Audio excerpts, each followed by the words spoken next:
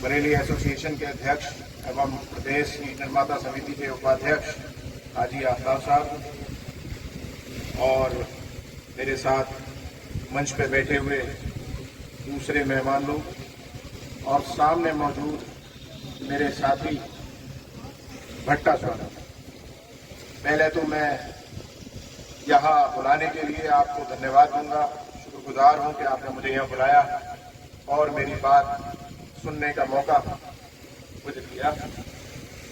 साथियों, हर बार की तरह इस बार भी हम अपने व्यवसाय के, अपना भट्टा बिजनेस के भविष्य को लेकर चर्चा में मशगूल हैं और पहले भी इस तरह की बैठकें होती रही हैं और पहले भी मैं आपके सामने आ चुका हूं, अपनी बात रख चुका हूं, पर मुझे लगता है कि मेरी बातों का होता नहीं है, लेकिन मैं अपनी बात लगातार कहता रहूंगा, आगे भी आता रहूंगा और आपसे बार बार इस भट्टा उद्योग के हित के लिए, इसकी भलाई के लिए, इसकी अच्छाई के लिए अपना जो भी मेरे विचार हैं, जो भी मेरी सलाह है, वो मैं आपके सामने रखता रहूंगा।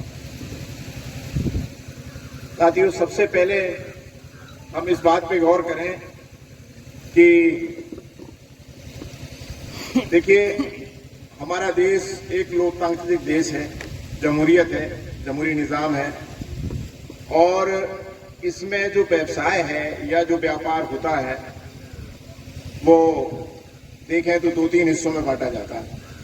एक है संगठित क्षेत्र और एक है असंगठित क्षेत्र। संगठित क्षेत्र का मतलब ये है कि जो एक साथ जुड़ा हुआ है, बड़े बड़े उद्योगपति हैं, उनकी बड़ी बड़ी एसोसिएशंस हैं, शायद आपने नाम सुना हो, फिक्की है, IIA है और इस तरह के बहुत से उनके संगठन हैं और बड़े बड़े टॉप मोस्ट बिजनेसमैन उसमें मेंबर्स हैं, पदाधिकारी हैं, उसके अध्यक्ष हैं, जनरल सेक्रेटरी हैं। हर जिले में उनकी एसोसिएशन का एक संगठन होता है, अध्यक्ष होता है। और एक है असंगठित क्षेत्र, जैसे कि हमारा असंगठित हमें इसीलिए कहा गया कि पूरे देश में लगभग 1.5 लाख भट्टा होने के बाद भी हम लोग संगठित नहीं, इसीलिए हमें असंगठित क्षेत्र के रूप में पहचाना जाता है। अब दोनों में क्या खूबियां हैं? संगठित क्षेत्र के जो लोग हैं वो सरकार के सामने अपनी बात बड़े आराम से रखते हैं और सरकार उन्हें समय समय पर बुलाकर उनसे राय लेती है और उनके व्यवसाय में, उनके व्यापार में होने वाली परेशानियों को जानती है, उनसे समझती है और उन परेशानियों को दूर करती है। हमारे देश में आपने सुना होगा कि हर साल बजट पेश किया जाता है और बजट पेश करने से पहले उन लोगों को बुलाया जाता है, उनके संगठनों को बुलाया जाता है, उनके पदाधिकारियों को बुलाया जाता है और उनसे जाना जाता है कि भाई पिछले साल आपकी क्या परेशानियां ऐसी हैं जिन्हें हम और दूर करें और आपका व्यापार अच्छे से चले। वो सरकार को सलाह देते हैं और उस सलाह पे सरकार कुछ न कुछ संशोधन करती है, उनकी सलाहों को मानती है, उनकी मांगों को मानती है और वो दूर करती है उनकी परेशानियां। लेकिन क्या आपने कभी सोचा है कि आपके भट्टा इंडस्ट्री में, भट्टा व्यवसाय में, भट्टा उद्योग में आने वाली परेशानियों को कभी किसी सरकार ने समझा है? मैं किसी पार्टी विशेष या सरकार विशेष की बात नहीं कर रहा, लेकिन ये हमेशा से ऐसे ही चलता रहा। कोई सरकार भी हमसे इस बारे में ना तो चर्चा करना चाहती है, ना हमारी परेशानियों को जानना चाहता है। जबकि हम ये देखें तो उनके मुकाबले, एक किसी सेक्टर की अगर बात करें तो उनके मुकाबले ज्यादा हम टैक्स देते हैं, उनसे कई गुना ज्यादा लोगों को हम रोजगार देते हैं, लेकिन हमारी बात हमसे ना तो पूछी जाती है, हमारी परेशानियों को ना समझा जाता है और हम इसी तरह से अपना व्यवसाय करते चले जा रहे हैं।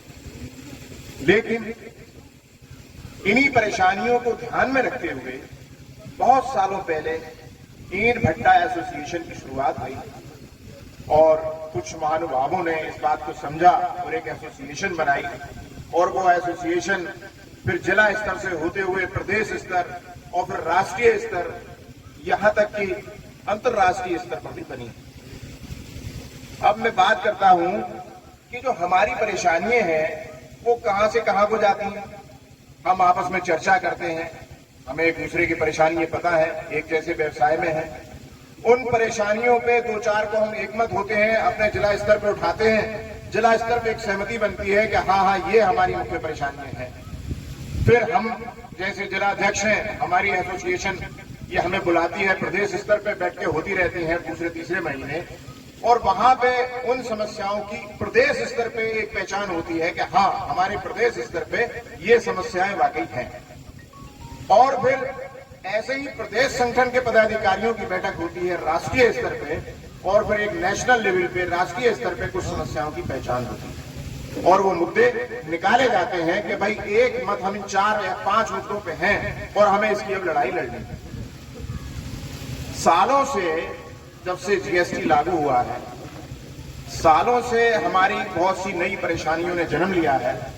आप लोग भी इससे दो चार हुए होंगे और यही सब परेशानियां उठ के जिले तक है, जिनमें अब मैं मोटी मोटी गौर करूं। जब से जीएसटी लागू हुई तो हमारे लिए एक बड़ी नई किस्म की व्यवस्था थी। हम लोग इससे डर भी रहे थे, हमने इसका विरोध भी किया, मेमोरेंडम दिए, सरकार तक अपनी बात पहुंचाई, परंतु ये मुमकिन नहीं था और नहीं हुआ। हम लोग जीएसटी में ही आ गए, हमें जीएसटी को मानना पड़ा। लेकिन हमारे ऊपर कंपोजिशन में 1% और रेगुलर में 5% जीएसटी दे था जो हम दे रहे थे। अचानक पिछले वित्तीय वर्ष में लखनऊ में जीएसटी काउंसिल की बैठक होती है और हमारे ऊपर 1% वाली स्कीम को बढ़ा के 6% और 5% वाली स्कीम को 12% कर दिया जाता है। अब कुछ लोग, मैंने कई लोगों से सुना कि ये कहते हैं कि साहब जब जीएसटी बढ़ाया गया था उस समय हड़ताल क्यों नहीं की, अब क्यों कर रहे हैं? तो ये बताएं कि जब भट्टे चल रहे थे फरवरी मार्च में या अप्रैल में या उससे पहले जनवरी में, क्या ये मुमकिन था कि चलते हुए भट्टों पे हड़ताल की जा सकती थी? इस बात को शायद आप भी समझते होंगे कि ऐसा मुमकिन कभी नहीं हो सकता। हमारा व्यवसाय इस तरह का है कि चाहे कितनी भी परेशानियां बीच सीजन में आ जाए, लेकिन हमें वो नदी चाहे डूब के पार करनी है, चाहे तैर के पार करनी है, उस नदी को हमें पार करना ही होता है। तो ये हमारी एक बहुत बड़ी समस्या थी। अब कुछ लोग इस बात को समझते नहीं हैं। आपकी मार्केट में खास तौर से मैं कहना चाहूंगा, माफ कीजिएगा, कि मुझे तो ये लगता है कि यहाँ 90% लोगों की बिल बुक जो वकील के पास रहती है, सीए के पास रहती है। कितने लोग ऐसे हैं जो अपने हाथ से बिल काटते हैं? हाथ उठाएंगे? सब काटते हैं। चलिए, क्या बिल आप ऐसे समय काटते हैं जब आपकी गाड़ी भट्टे से जाती है? अच्छा, मैंने बहुत से लोगों के बिल बुक वकील के पास रखी देखी है कि वो जब उसे फुर्सत मिलती है तो अपने रिटर्न के हिसाब से वो बिल काट लेता है। और बहुत से लोग ऐसे हैं जो गाड़ी जब अदर स्टेट जाती है तो वो बिल खरीद के उसको बिल देते हैं और वो गाड़ी वहां उतार के आती है। इस बात का क्या मतलब है? इस बात का क्या मतलब है? अगर आप बिल अपने आप काटते हैं, आपके भट्टे से जब गाड़ी जाती है, सेल होती है, तो फिर बिल दूसरे आदमी से आप क्यों लेते हैं? ये मैं आज तक नहीं समझ पाया। अगर आप बिल काट रहे हैं तो फिर बिल दूसरे क्यों ले रहे हैं? उसी बिल से आपका काम क्यों नहीं चलता? इसका मतलब कहीं ना कहीं आप भी पूरी तरह से व्यवस्थित नहीं है। इसे भी आप दोस्त कीजिए। अगर ऐसा कर रहे हैं तो अच्छी बात है, और नहीं कर रहे हैं तो अपना बिल अपने आप काटिए और उसे अपने रिटर्न में शामिल कीजिए। ये जो डबल बिलिंग का चक्कर है, इसे खत्म करिए। खैर चलिए, मुद्दे से भटक रहे हैं। तो हम लोग मान लीजिए 5% वाली व्यवस्था में ही थे ज्यादातर लोग यहाँ पे, क्योंकि अदर स्टेट में हम बिक्री करते हैं। अब उस 5% में अगर हम ये सोचें कि 50 लाख की हमने बिक्री दिखाई, 2.5 लाख का हमने टैक्स दिया, उसमें हम कोयले का आईटीसी भी ले रहे थे, तो थोड़ा बहुत हमें 50,000 लाख से अंदर अंदर टैक्स पे करना पड़ रहा था। अब 5%, अब 6% वाली व्यवस्था में होंगे ज्यादातर लोग कंपोजिशन स्कीम में। तो अगर उसी 50,000 को बेस मान लिया जाए तो 3 लाख रुपए तो हम टैक्स देंगे जीएसटी, और बाकी 2-3 लाख जो हमें आईटीसी मिल जाता था कोयले का, वो हम पे करेंगे। तो इस तरह से हम देखें तो सीधे सीधे 5-6 लाख का, या ज्यादा मैं कहूं अगर 12% वालों का मामला है या किसी और का है तो 6-7 लाख का मोटा मोटा एवरेज ये हमारे ऊपर एक तरह का बोझ सरकार के द्वारा डाल दिया गया। और ये भट्टे के अंदर एक बहुत बड़ी राशि होती है, बहुत बड़ा एक धन होता है इतनी बचत भट्टों में नहीं होती है। आप सब समझदार है कि 8-10 लाख का एक बोझ अगर पड़ जाए तो हमें उसे निकालना बड़ा मुश्किल होता है। खैर, अब कुछ भट्टे वाले इस पे भी शांत हैं कि साहब इसके लिए लड़ाई क्यों, सरकार तो मानती नहीं है। जो आज की सरकार है, केंद्र सरकार, उसके बारे में ये मशहूर है कि साहब उन्होंने तो किसानों की नहीं सुनी, 1 साल तक धरने पे बैठे रहे, वो तो किसी की सुनती नहीं है, वो तो मानेगी नहीं, आप क्या कर लोगे। तो ये उसका जवाब ये है कि अगर हमें कोई परेशानी है तो हमें उसके लिए लड़ना चाहिए या सरेंडर कर देना चाहिए। क्या राय है आप लोग? भाई उसके लिए लड़ना तो चाहिए।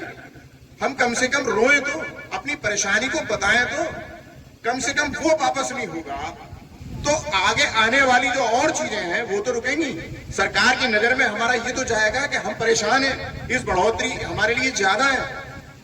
अभी उन लोगों का एक जवाब और भी है कि पिछले दिनों उसी मीटिंग में एक चीज और भी हुई है और वो है जो जॉब वर्क है उस पर भी टैक्स लागू कर दिया गया। हालांकि वो जब आपने हड़ताल की शुरुआत करी है उसकी वजह से सरकार ने अभी स्थगित कर दिया है और अगर आप ऐसी शांत बैठे रहे तो अगला जो कदम है वो जॉब वर्क पे टैक्स देने का है।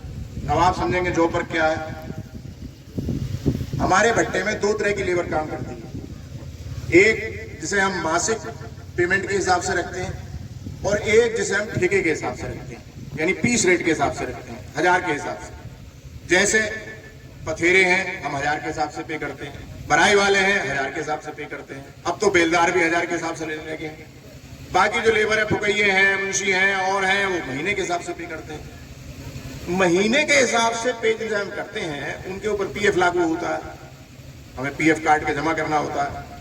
और जो पीस रेट के हिसाब से हम करते हैं उसे जॉब वर्क बोला जाता है कि हमने उन्हें एक निश्चित रेट कर दिया कि 1000 आप एक ईंट बना दीजिए, हम आपको इतने पैसे दें। एक जॉब हो गया और हमने उसका एक रेट तय कर दिया, ये जॉब वर्क कहलाता है। अगर साल में हमने 25 लाख रुपए जॉब वर्क में पे किए 6% के हिसाब से, सॉरी उस पर 6 नहीं लगेगा, उस पर 12% लगेगा। 12% के हिसाब से 25 लाख का कितना हो गया? 3 लाख। 3 लाख 12% के हिसाब से, ठीक। वो 3 लाख हमें पे करना पड़ेगा। अब जब हम वो 3 लाख पे करेंगे तो हमारा जो टैक्स है वो काफी बढ़ जाएगा। एक तरफ हम जीएसटी पे करेंगे, एक तरफ हम आईटीसी हमें मिलेगी नहीं तो कोयले का जीएसटी पे करेंगे, एक तरफ हम जॉब वर्क पे जीएसटी पे करेंगे, तो काफी बड़ी रकम है। फिर हमारा सीए, हमारा वकील हमें मशवरा देगा कि आप 6% से निकल के 12% में आ जाएंगे। क्यों? कि वहां पे हमें कोयले की आईटीसी मिल जाएगी और जॉब वर्क की आईटीसी मिल जाएगी। फिर हम 12% में चले जाएंगे और जब हम 12 में जाएंगे तो हम जो सेल कर रहे हैं 50 से 1 लाख तक की, 1 करोड़ तक की, उस पे फिर हमें 12% जीएसटी पे करना पड़ेगा। तो ये अगर हम अब ना लड़े तो एक अगले गड्ढे में जाने की तैयारी है, हमारे लिए एक अगला बोझ इंतजार कर रहा है हमारा। तो अगर हम इसी पे लड़ लेते हैं, हो सकता है वो ना हमारे ऊपर लागू ना हो सकता है कि ये हमारा कुछ और कम हो जाए। इस उम्मीद में, इस इंतजार में कि हमारा भविष्य कुछ उज्जवल हो, इसी की लड़ाई ये जारी है। और ये समस्याएं आप लोगों ने जिला स्तर पर उठाई और जिले वालों ने प्रदेश स्तर पर उठाई और वहां पे जाके हमने आश्वासन दिया। वहां पे लोगों ने कहा, हमारे पदाधिकारियों ने कहा, हमारे ही जिलों के अध्यक्षों ने कहा कि साहब बिना हड़ताल के अब कोई गुजारा नहीं है, अब कोई इसका हल नहीं है। तभी ये डिसीजन लिया गया कि अगले सीजन में हम हड़ताल पर रहेंगे। अब हम क्या करें? हम हड़ताल की घोषणा कर चुके हैं, हमारे भाई बंधु कुछ तैयारी करने की कोशिश में है, तो हम तो बीच में फंस गए। तो हमें समझना चाहिए कि कोई लड़ाई जब शुरू हो जाए तो उसे आखिर तक पहुंचाना जरूरी है। अगर इस लड़ाई को हम बीच से भाग जाते हैं, बीच से वापस आ जाते हैं, तो कभी ये एसोसिएशन आपकी कोई लड़ाई नहीं लड़ पाएगी। इसलिए एसोसिएशन का सम्मान करें और एसोसिएशन ही आपके भट्टे चलवा रही है, इस बात को भी ध्यान में रखें। आप अगर अपने देश के व्यापारिक ढांचे को देखें तो पिछले कुछ सालों से जो हो रहा है, बड़े बड़े इंडस्ट्रियलिस्ट, बड़े बड़े व्यापारी इसमें घुस रहे हैं और आपका व्यवसाय अगर भारत लेवल पे देखा जाए तो एक बहुत बड़ा व्यवसाय, हजारों लाखों करोड़ का व्यवसाय है। ये लाखों करोड़ का सेक्टर है ईंट का। तो इसे देख के जब वो कैलकुलेट करते हैं नेशनल लेवल पे, तो हर बड़े बड़े उद्योगपति के मुंह में पानी आता है। व्यवसाय हमसे छूटा हुआ है, इतना बड़ा सेक्टर हमसे छूटा हुआ है। इसमें घुसने की कोशिश करते हैं, और इसमें घुसने की कोशिश के ये नतीजे होते हैं कि तरह तरह की एनजीओ से पैसा देकर वो एनजीटी में, सुप्रीम कोर्ट में, हाई कोर्ट में केस कराते हैं आप लोगों के ऊपर, जिन्हें आपकी एसोसिएशन ही मुकाबला करती है। क्या कोई भट्टे वाला कोई अपना केस लड़ने सुप्रीम कोर्ट या हाई कोर्ट गया? आपके ऊपर जितने केस होते हैं भट्टा इंडस्ट्री पे, सब आपकी एसोसिएशन ही लड़ती है। एनजीटी में केस लड़ रही है, सुप्रीम कोर्ट में केस लड़ रही है, हाई कोर्ट में केस लड़ रही है। ये सब आपके हित के लिए तो लड़ रही है। आप घर बैठे होते हैं आराम से अपने बच्चों के साथ, और आपका एक पदाधिकारी स्टेशन पे खड़ा होता है ट्रेन के इंतजार में। उसे दिल्ली पहुंचना होता है, उसे लखनऊ पहुंचना होता है, उसे टाइम पे जाना होता है, वकील से मिलना है, हियरिंग पे पहुंचना है। क्या उसका कोई अपना मकसद है? क्या उसका कोई अपना लाभ है?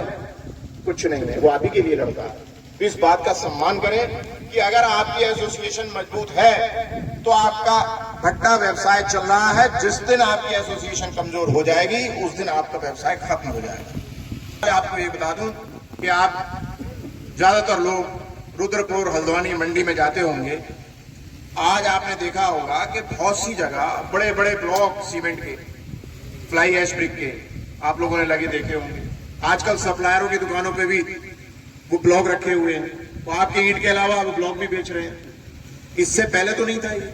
मैं समझता हूं अगर ज्यादा नहीं तो कम से कम 10% तो आपकी मार्केट पे कब्जा कर ही लिया है ब्लॉक में आज की डेट में, 10%। और ये धीरे धीरे ऐसे ही बढ़ता जाएगा। ये ब्लॉक कौन लोग बना रहे हैं? कौन है भाई लोग ब्लॉक बनाने वाले? ये सब वही बड़े बड़े व्यवसायी हैं। आज हालात ये है कि सीमेंट कंजम्पशन जो है, सीमेंट का उपभोग लगभग सैचुरेशन की पोजीशन में आ गया है। जितना हमारे यहाँ उत्पादन होता है उतना ही लगभग कंजम्पशन हो रहा है। अब बड़ी बड़ी फैक्ट्री लग रही है, अब वो एक्स्ट्रा सीमेंट कहाँ कंज्यूम होगा, कहाँ जाएगा? तो उसका उन्होंने एक नया तरीका ढूंढा कि ये ईंटें बंद हो जाएंगी, हम ब्लॉक बनाएंगे सीमेंट से, और सीमेंट वहां कंज्यूम होगा। आपका सीधा मुकाबला उनसे। क्या कोई यहाँ बैठा भट्टा स्वामी अंबानी से लड़ सकता है? किसी भी मुकाबले? क्या आप व्यापार में अंबानी, अडानी या बड़े बड़े जो नाम हैं इनसे मुकाबला कर सकते हो? नहीं कर सकते। आपकी एसोसिएशन ही इनसे लड़ सकती है, एसोसिएशन ही मुकाबला कर सकती है। इसलिए एसोसिएशन को इज्जत दें और एसोसिएशन जो कहे उसे करें, यही जरूरी है। अगर आपको अपना धंधा बचाना है, अपना व्यवसाय बचाना है, अपने बच्चों को कुछ दे के जाना है। इसके अलावा दूसरा बड़ा मुद्दा उसमें कोयले का है। कुछ लोग पिछले साल उनका एक मॉडल हिट हो गया कि साहब उन्होंने तूड़ी, कुट्टी, तरह तरह की चीजों से अपना सीजन पार कर लिया, और थी भी अच्छी बात, मरता क्या ना करता, सबको करना था, कुछ ना कुछ तो करना था। तो नए नए प्रयोग हुए और नए प्रयोग में ये तूड़ी कुट्टी का प्रयोग हिट हो गया। मगर साथियों, ये सोचने की बात है कि आज आप अगर अंदाजा लगाएं तो लकड़ी का रेट क्यों बढ़ा? सोचा आपने? लकड़ी का जो हमारा कंजम्पशन है वो तो उतना ही है, क्यों बढ़ गया? आज हालात ये है कि जो फैक्ट्री कोयला जलाती थी उनमें से 99% फैक्ट्रियां तूड़ी, कुट्टी, बुरादा इस पे शिफ्ट हो चुकी हैं। और जो मोटी मोटी, इतनी मोटी लकड़ी भी जड़े तक, वो सब कुट्टी बनके उनके बॉयलर में झुक रही है।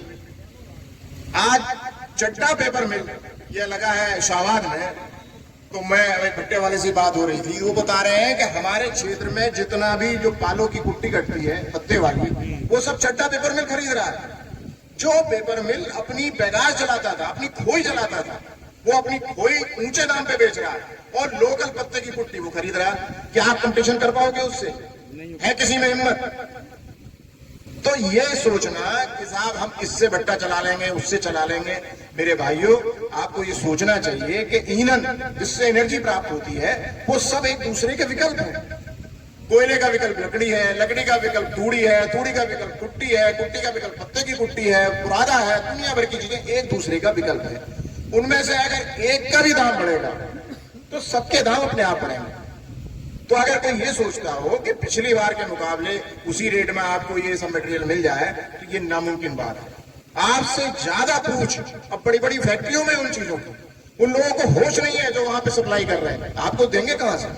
आप 100-200 रेट बढ़ाएंगे तब आपके यहाँ आएगा, वरना नहीं आएगा। दूसरी, कोयले पे ही हमें जाना होगा। और अच्छी बात है अगर आप दूसरी चीजों से भी चला लेते हैं, लेकिन कोयला जब सस्ता होगा तो बाकी चीजें भी सस्ती होंगी। और कोयला सस्ता कैसे होगा हमारे लिए? वो सिर्फ वही सिस्टम है, वही तंत्र है जो हमें पहले सरकार कंट्रोल रेट पे, जो आज भी और लघु उद्योगों को कंट्रोल रेट में मुहैया कराती है, वो हमें भी कराएगी, क्योंकि हम भी सरकार को टैक्स देते हैं। तो हमारी ये भी लड़ाई है। इसमें हमारी प्रदेश की यूनियन हमारे प्रदेश सरकार से कई दौर की वार्ता भी कर चुकी है। सरकार का कैबिनेट डिसीजन भी हो चुका है और उसकी व्यवस्था बनने जा रही है। हर भट्टे को जो भी व्यवस्था होगी, से 150-200 टन या जो भी जिसकी व्यवस्था हो, वो कंट्रोल रेट में हमें मिलेगा। और अगर वो जब हमें मिलेगा तो ये चीजें अपने आप सस्ती हो जाएंगी। वो मुद्दा भी हमारे लिए बेहद जरूरी है। और एक बार अगर व्यवस्था होगी तो फिर वो आगे तक के लिए व्यवस्था होगी। अभी मैं 3 दिन पहले बयान पढ़ रहा था माननीय वित्त मंत्री जी का, तो वो उनका बयान था कि हमें मजबूरी में कोयले पे शिफ्ट होना होगा और 2024 तक भारत में कोयले का आयात बंद कर दिया जाएगा। जो आप ये इंपोर्टेड यूएसए कोल, रशियन कोल, इंडोनेशियन कोल जो आप जला रहे हैं, ये 2024 तक आना बंद हो जाएगा। सिर्फ भारतीय कोल ही इस्तेमाल होगा। अब सरकार उसके लिए और कोयले बढ़ा रही है और कोयले का उत्पादन बढ़ा रही है भारत में। तो हमारे लिए ये व्यवस्था बनाना भी बेहद जरूरी होगा। आज मैं समझता हूं कि हमारे प्रदेश में बाहर बहुत ज्यादा संख्या में आसाम कोल जलाते हैं, वो सॉरी यूएसए कोल जलाते हैं लोग, हमारे यहाँ भी बहुत लोग जलाते हैं। तो जब ये कोल बंद होगा तो अचानक भारतीय कोल के रेट बढ़ेंगे। जब रेट बढ़ेंगे तो फिर हमारे लिए फिर परेशानी पैदा होगी। तो इस अगर सरकारी रेट पे कोयला हमारे लिए अभी से हो जाएगा तो ये व्यवस्था आगे के लिए भी होगी। वो हमारे लिए तब फायदेमंद होगी 2024 के बाद जब इंपोर्ट बंद होगा। तो ये भविष्य की भी लड़ाई है, इस बात को भी समझें। तीसरी, जो एक मुद्दा निकल के आया था हड़ताल का, उसमें यह था कि साहब जेसीबी मशीन पे परेशानी काफी होती है। तो वो भी एक सबका कॉमन मुद्दा है, बाकी बहुत परेशानी होती है, उस पर भी काम जारी है। प्रदेश सरकार में शायद उसका भी नोटिफिकेशन जल्दी जारी होने वाला है। और चौथा मामला था भट्टे, जो कंसेंट की बात जो आप कर रहे थे, ये भी एक बहुत बड़ी समस्या है हमारे यहाँ पे। आज 18,000 के लगभग भट्टे हैं यूपी में, जो 9 या आधे कंसेंट वाले हैं और आधे बिना कंसेंट वाले। उनमें से भी 3,500 भट्टों की सूची अभी भेजी थी दोबारा, कि भाई दोबारा करा लो। एक मौका दिया था हमें प्रदेश समिति, वो उसमें भी बहुत से लोगों का हुआ है, शायद वो उसी में उनका हुआ होगा जिनका आप जिक्र कर रहे थे। वो भी एक बड़ी लड़ाई जीती है हमारी एसोसिएशन ने, और सिर्फ आप लोगों की बदौलत। ये ऐसे मुद्दे हैं कि जो हमारे भविष्य की दिशा तय करें, और इसलिए हमें एसोसिएशन के साथ रहना है और उसकी बात को मानना है। मैं भी अपने जिले में लगातार इस कोशिश में रहता हूं कि हम एसोसिएशन के साथ रहें, और आप लोग भी यहां भी एक कोशिश करें कि सब भुट्टे वाले लगभग 100% एसोसिएशन के साथ रहें। उसके लिए आप अपने स्तर से जो भी रणनीति बनाएं वो आप तय करें। इन्हीं बातों के साथ मैं अपनी बात को खत्म करूंगा। शुक्रिया।